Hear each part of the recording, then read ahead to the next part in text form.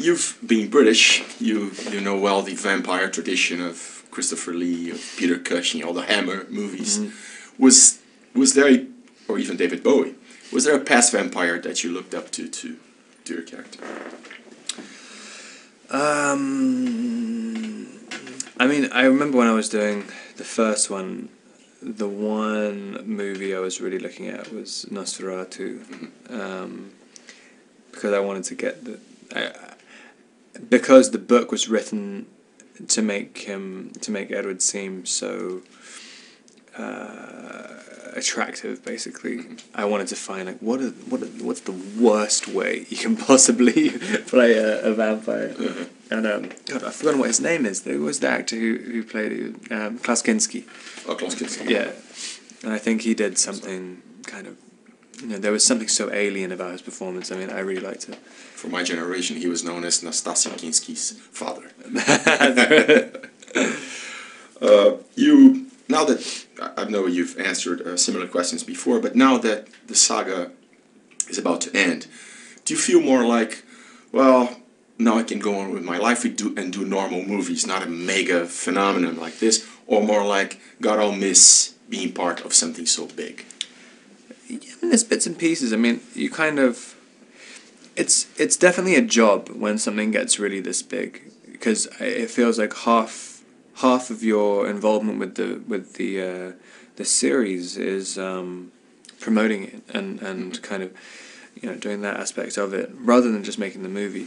And also, it's weird as well when they seem like they exist independently to you. I mean, it's not like I'm saying like, this is my movie, go and watch it. I mean, it's kind of it's in a lot of ways owned by the fans of it, and there's a separation between it. Whereas if you do a little movie which no one's going to see unless you really sell it, it's a different energy.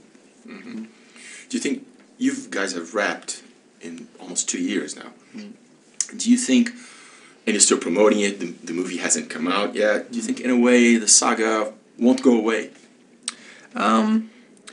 I don't know. I'm curious to see. I mean, I remember when I was doing the second one, I was thinking it's going to be 10 years before it kind of settles. And I think it's 4 years into that 10 years now. But I mean, you can look at big things that have happened in the past, like Titanic. I mean, like DiCaprio's done so many movies, huge movies. It was not a franchise though. Yeah, that was just one. Yeah, I mean, it went down. Yeah, and when was how long ago was that? That was like 14, 15 years ago. Something like that, yeah. And like, still like I've seen him do interviews now. Every interview, still doing there's something mentioning Titanic. But yeah, it's interesting. It's crazy when something really connects to a lot of people at the same time. I mean, people don't forget. Where do you see your career going now? More in the way of Cosmopolis, Cronenberg, or more in the way of Twilight, mega things? I mean, it depends. I mean, it's quite difficult for me to find a big, like it's difficult for anybody to find a movie the size of Twilight. And lots of big movies don't really appeal to me. I mean, because I didn't always want to be an actor, so I don't want to act in anything. I mean, I want to be in the movies that I would buy before I started acting. So it's generally there's about 30 directors who I want to work with, and I don't know, and then new, like, I want to kind of do things which are dangerous and cutting edge. One last question about football. I take you're an Arsenal fan? I used to be more of one. It's a Brazilian team, very popular one, that had never made it. It's called Corinthians, an English team. Yeah. And they'll play Chelsea, which is a rival of Arsenal. If you watch the game, who will you root for? Oh, Corinthians, definitely. Jesus. I'm an Arsenal fan.